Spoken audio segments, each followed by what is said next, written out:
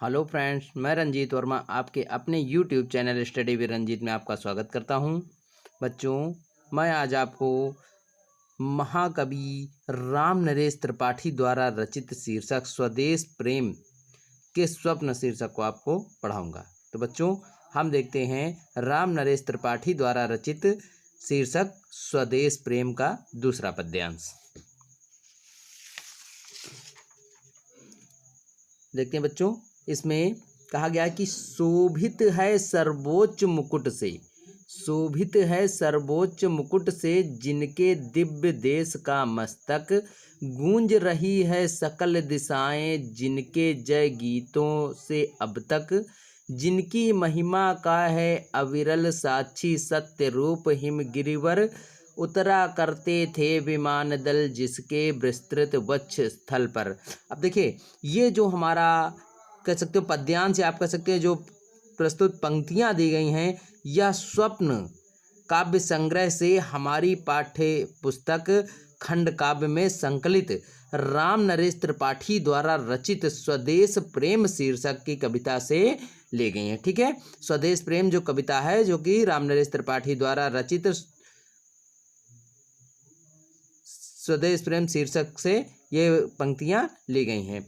और इन पंक्तियों में कहा क्या गया है, तो इन पंक्तियों में राम नरेश त्रिपाठी जी ने भारत के दिव्य स्वरूप तथा अतीत गौरव का गान किया है। ठीक है, यानी भारत का जो दिव्य स्वरूप है इन पंक्तियों में उसका वर्णन किया गया है, और जो उसका भारत का गौरव है, उसके अतीत का गौरव है, उसको अपने गान के माध्यम से अर्थात अपने गीत के माध्यम से कवि ने इसमें प्रस्तुत किया है। तो अब बच्चों हम देखते हैं कि इन पंक्तियों की व्याख्या क्या है। शोभित है सर्वोच्च मुकुट से जिनके दिव्य देश का मस्तक, अर्थात कवि कहता है कि यह भारत हमारे चिर स्मरणीय पूर्वजों का देश है। शोभित है सर्वोच्च मुकुट जिनके दिव्य देश का मस्तक, यानी कवि कहता है कि यह जो भारत है वह हमारे चिर स्मरणीय यानी बहुत पुराने समय से जो याद करने वाले पूर्वज हैं उनका देश है। और इसका भाल अर्थात मस्तक लिखा है, शोभित है सर्वोच्च मुकुट जिनके दिव्य देश का मस्तक, और इसका जो मस्तक है हिमालय रूपी सर्वोच्च मुकुट से सुशोभित है। सर्वोच्च मुकुट से सुशोभित है, किसका?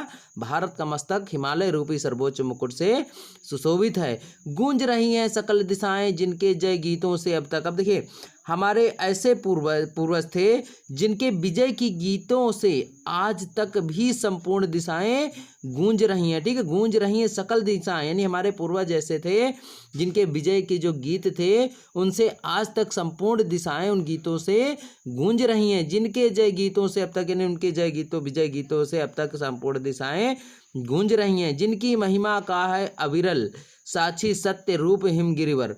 ठीक है, ये ही तो वे पूर्वज थे, अर्थात ये ही हमारे वो पूर्वज थे जिनकी महिमा की साक्षी आज भी सत्य स्वरूप वाला श्रेष्ठ हिमालय दे रहा है। जिनकी महिमा का है अविरल, यानी ये हमारे जो पूर्वज थे जिनकी महिमा की साक्षी आज भी सत्य स्वरूप वाला श्रेष्ठ हिमालय दे रहा है, अथवा कह सकते हैं जिनकी महिमा का साक्षी हिमालय आज भी सत्यता के रूप में दे रहा है या सत्य रूप में दे रहा है। उतरा करते थे विमान दल जिनके विस्तृत वक्ष स्थल पर।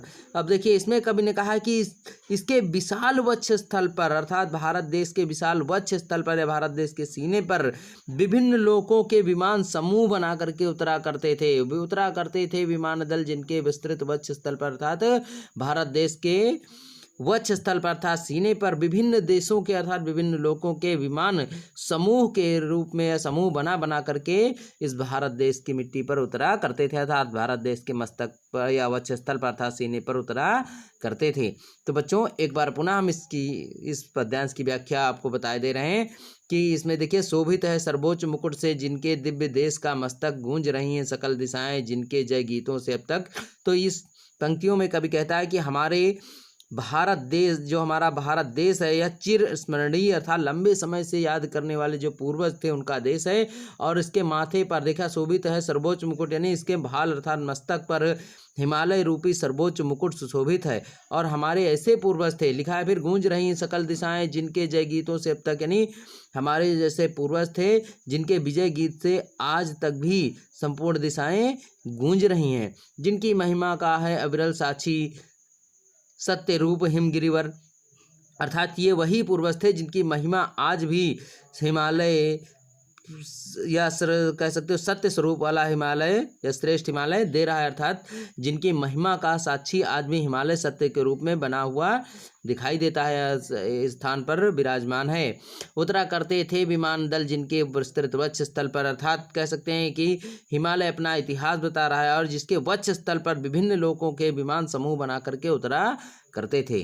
तो बच्चों, ये इस पद्यांश को हम यहीं समाप्त करते हैं और कल फिर एक नए पद्यांश के साथ पुनः उपस्थित होंगे। तब तक लिए हम आपसे निवेदन करते हैं कि यदि अभी तक आपने हमारे चैनल को सब्सक्राइब नहीं किया, सब्सक्राइब करके बेल आइकन दबाना न भूलें, जिससे मेरे संपूर्ण वीडियो आपको मिल सकें। और एक महत्वपूर्ण निर्देश यह भी है कि मैं केवल बहुत ही महत्वपूर्ण पद्यांशों को ही आपको पढ़ाता हूँ, जो कि आपकी आगामी आने वाली परीक्षा के दृष्टि से महत्वपूर्ण है। धन्यवाद।